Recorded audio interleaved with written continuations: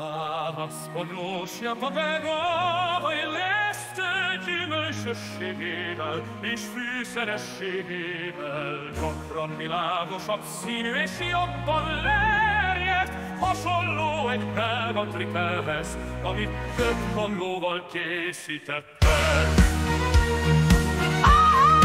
Közepestől magasig terjedő komlóroma, amit gyakran az amerikai vagy újvilági komló trópusi, sárga dinnye, csonthéjas gyümölcs, citrusfélék, fenyő vagy kontinentális komló karakterét tükrözi, esetleg enyhe hideg komlós jegyekkel.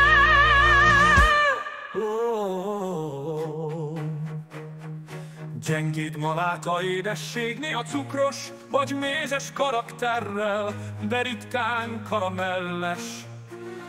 Mérsékelten magas észtertartalom, gyakran körte alma, citrusfélék vagy banán. Enyhe fűszerszeg, fűszeg vagy bors opcionális, könnyű alkoholos aroma, szintén opcionális.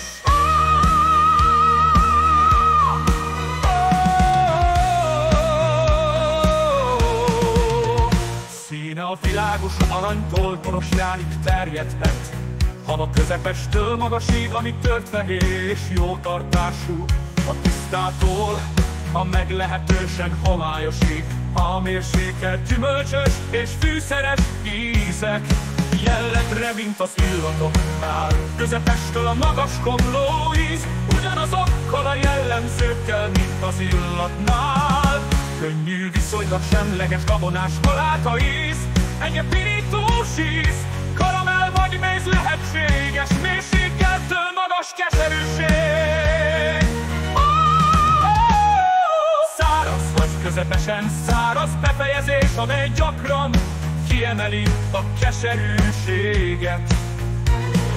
A hó íze tartósan keserű, de nem durva, könnyűtől közepesig terjedő test.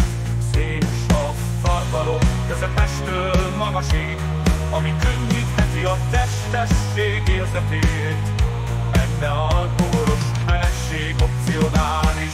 Megjegyzések az élesztőtös és a komlófajták kiválasztása kritikus fontosságú, mivel sok kombináció ütközik egymással. A házi sörfőző és a kisüzemi sörfőzni belga élesztőre cserélték